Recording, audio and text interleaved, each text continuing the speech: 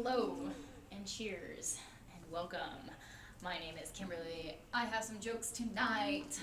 So, we're going to start off with something a little bit sad, a little bit tragic. Did anybody hear about the two student pilots who literally collided in midair with each other?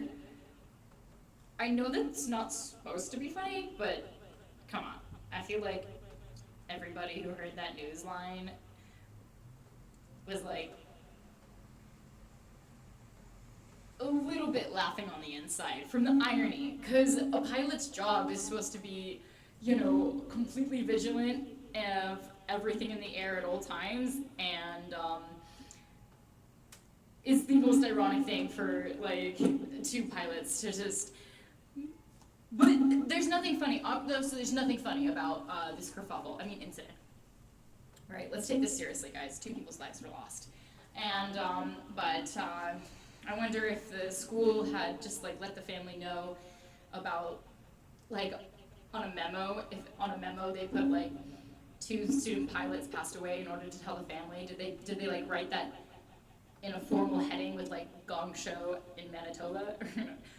Or was it I wonder, there had to have been some type of communication between the two pilots. That's all I'm saying. Just hear me out, okay?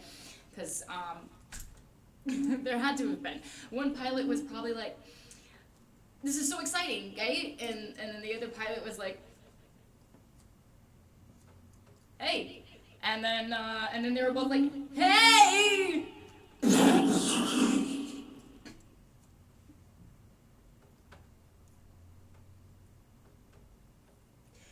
And then it was really silent.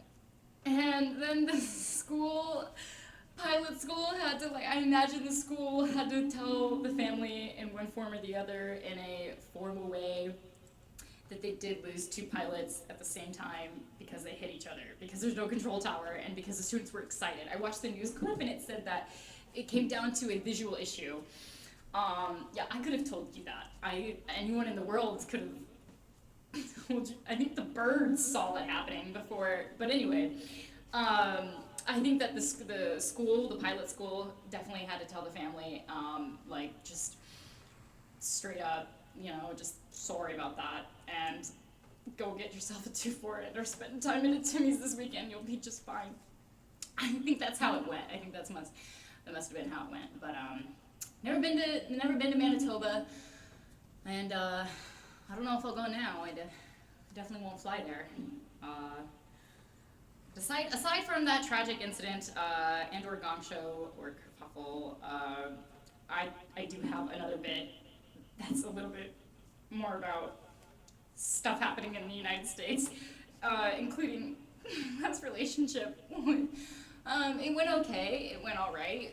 I would say the best night of it was when we started out at Red Lobster. That was the best night of the entire relationship. Was the first night I met him, because I didn't get to know him yet, but in the process of doing so, I was like, so, what do you do, and how can you afford this meal, and, however you want to put it, trying to, and he's like, oh, I do construction, and I was like, cool, so I can get 2 bread baskets, good, I can get maybe another drink if he's, in the union, and, he was like, yeah, it's pretty cool, and I was like, so what do you do specifically in construction, and he's like, oh, I do elevators and escalators. And I said, oh, well, it's the most ironic thing I've heard all evening. He's like, what? That attractive construction workers exist? Because that stereotype, that we do exist. I am the one to break the mold. I am the attractive construction worker. And I was like, shit, attractive worker? No. Shane Gillis in a suit would be attractive. I'm saying it's ironic, very ironic, that you help people go up and down all day.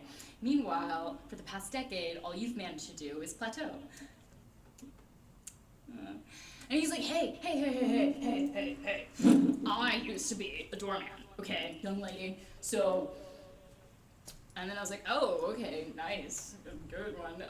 Do you think that means you've already waved goodbye to your door of opportunity?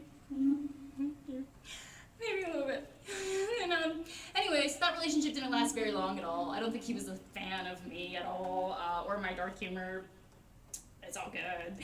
And I'm happy with my life choices as it is today. Anyway, I had to go pick up my stuff, because that is the part of a relationship We got a minute left. And that is the part of a relationship where everyone is like, you know, they absolutely loathe that part of a relationship, having to go get your stuff. And anyway, I managed to boogie on down from the Bronx all the way to Manhattan, pick up my stuff. I'm in his apartment building, and I'm on the second floor, and he's like, wait a minute. How did you get in here? I didn't buzz you in. I was like, did you forget? Babe, I'm Mexican. And he's like, so? And I was like, illegal entry is my default. Thank you so much. My name's Kimberly Ponce. Have a great night, New York.